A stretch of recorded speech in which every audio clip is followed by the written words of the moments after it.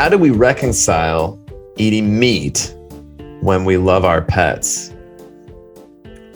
Yeah, this is one of the tough questions, one of the fun questions to answer with people.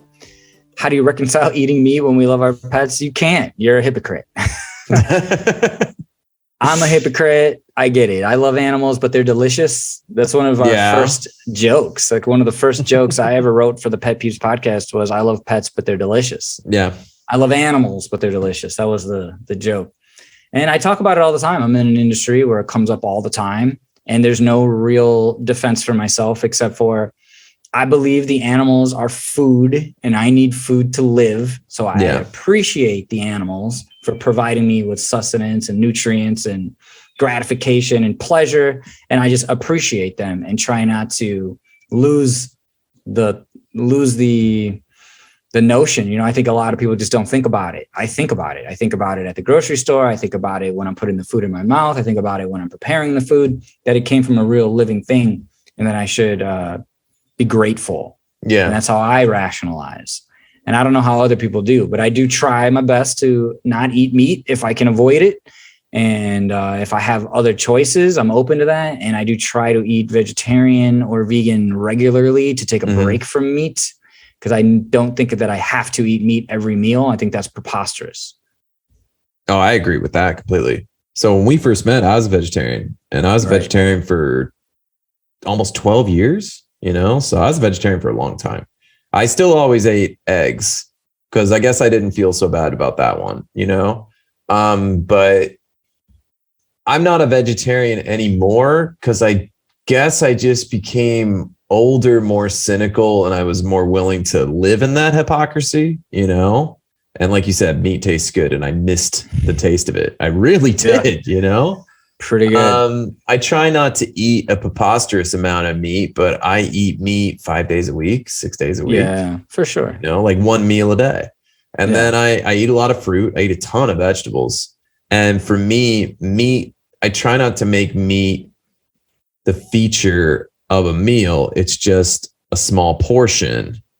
And what's the feature of the meal? It's like the vegetables, the rice, the whatever, so I think that helps with my appreciation. Like, your meat shouldn't fill up the whole plate, right? It should just be like a corner, a portion. Yeah. Right. I think that's already more reasonable, is reducing your portion sizes. Yes. Yeah. I think that factory farming is a big problem. I don't know how that became a part of life, factory farming. I don't know how to get out of it or get away from it. But I do think it's horrible condition for animals to live in. I am horrified, disgusted when I see it, and the times that I've seen it with my own eyes and what I see in the internet or whatever on video. But at the same time, I don't have a solution. If everybody had their own animals, or if everything was locally sourced and everything was homegrown or whatever, that would be a real solution. Right now, I think it's about management. It's about being conservative and everything in moderation. You don't need to eat a whole lot of any animal. And I think that there was, all this kind of propaganda that like chicken was a better option than pork, was a better option than beef, is a better option than this, better option than that.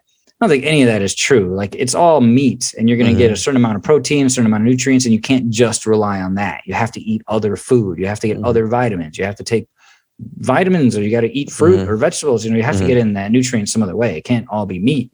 And I know there's people on the carnivore diet that they just eat meat, but they also take vitamins, from what I understand. And they eat vegetables. Vegetables and meat. So I think that's always got to be supplemented. But you can't be like, oh, I eat chicken, so I don't eat meat. Like, it's chicken is meat, pork is meat, beef is meat, fish is. That's the other one, the pescatarian diet. How do you feel about that? Well, I mean, so here's the thing. In Europe, they actually just had a real big landmark resolution passed in the European Commission, and Europe is going to slowly transition to cage-free everything. So, but the problem is the devil's in the details, right? I think it's by 2027, everything in the entire European continent is going to be cage-free. But the devil's in the details, in that you could have a plot of land that has a fence, but not a cage, that's actually quite small. And so the animal welfare is not necessarily improved. So it's all about who are the regulatory bodies that are observing this, right? So it is a step in the right direction, but now is not the moment to be, anything less than vigilant. There's a company that I did production for called Euro Group for Animals. So, and maybe we can put a link in the description. I did their annual meeting. I did audio for it, and they were just like weeping, celebrating. They've been working on this for about 3 decades, and they got this landmark thing passed. And I think, what if something like that happened in United States? That would be wild to have some kind of food regulation that was more like cage free. So it's not denying us animal protein, because I think that ship has sailed. To ask humans to stop eating meat might be a bit unpalatable for certain voters, but just to make it cage free, to make the animal's life less miserable. What do you think about that? And then I'll spin off and talk about your fish question. I appreciate it. Yeah, I think that's hopefully in the future. Hopefully that's what the big decision makers are leaning towards, at least where there's an option for that's really available, a viable option for people to get their food from a cage-free manufacturer as opposed to a factory farm. And then maybe make it harder to get the food that comes from the factory farm. Like maybe that's harder to get. Maybe that kind of food is only in restaurants, and then suddenly restaurant food becomes crazy expensive. I was thinking about that the other day. Like, restaurant food should be so expensive that you can't afford it unless you're rich. Like, you have to eat at home and you have to eat in your neighborhood. That gas, like if gas prices keep going up, this is where my thought came from. If gas prices keep going up, everywhere you go, prices are going to keep going up, because we went to like Costco and prices are up. So it's like gas goes up, everything else goes up. Like, fine, let it go up all the way. Let it go up to $1 billion if you want to go have a steak at a restaurant. Stay home.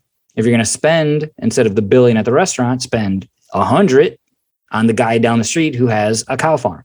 Yeah. And then maybe it would work out if it's like the easier option is the cage-free option. But until that happens, I don't know how we're going to. Well, there's a lot fewer McDonald's guys down the street that have a farm, there's, I mean, I don't have the stats in front of me, but I've read quite a few articles on the death of the family farm, and that just statistically, there are family farms. They do exist. I'm not trying to say that, but like it's these huge companies that have taken over mega farms. Yes, because huge companies want to be rich. Hopefully the guy down the street with the cow farm doesn't want to have a Lamborghini boat. But it's these huge companies that drive the prices down, but then the quality goes down. The quality of life for the animal is a distant last thought. Yeah, but that's what they should change. It should be like a pig is worth $1 billion. Right. You know what I mean? It's like a life. So you want to eat this pig, you better. And I eat fish and I eat crustaceans. And the problem with fish is some of the farmed fish is actually better for the environment. But a lot of the farm fish, the fish have terrible lives. Like, they're overcrowded. It's awful. And people have talked about the nutrition of it too. Like, wild caught salmon is really healthy for you, and farm caught salmon is fattier. It's everything we're talking about today with like cages.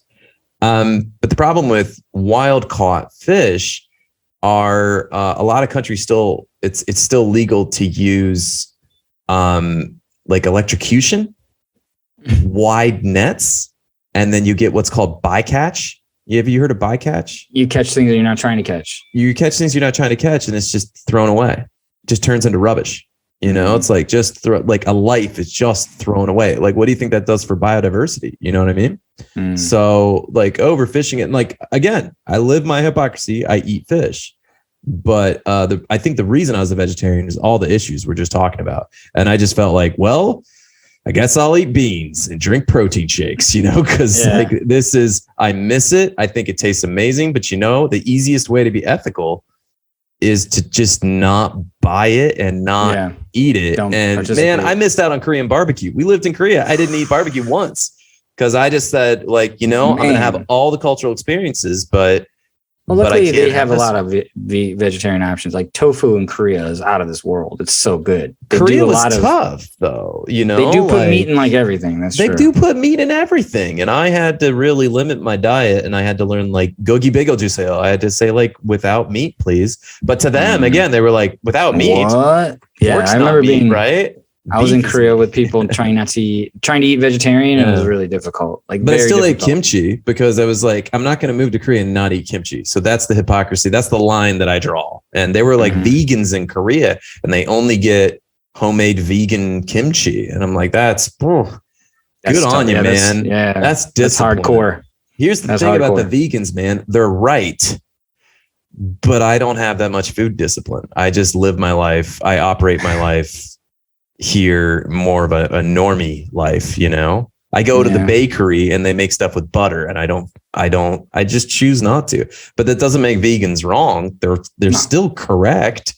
They're just disciplined, you know. So it's tough. How do we reconcile eating meat when we love our pets? I think I just embrace my hypocrisy. And just try to know that everybody's different. That every culture is different, every person's perspective is different, and what you might feel bad about, other people wouldn't think you're doing anything wrong, and the opposite exists as well.